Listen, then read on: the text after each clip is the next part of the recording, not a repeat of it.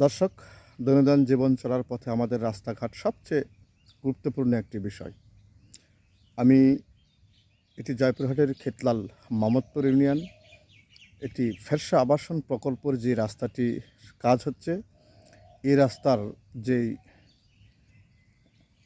ঠিকাদারি রয়েছেন, যিনি ফরিদ হোসেন, তিনি ঠিকাদারি প্রতিষ্ঠান হিসেবে তিনি কাজ করছেন।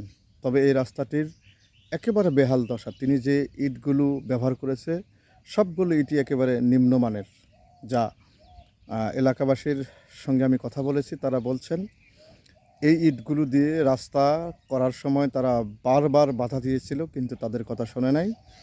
সেখানে রাভিশ এবং 3 থেকে 4 নম্বর যেগুলো ইটের ভাটার পরিত্যক্ত ইটগুলো ছিল, সেই ইটগুলো ব্যবহার করেছেন তিনি।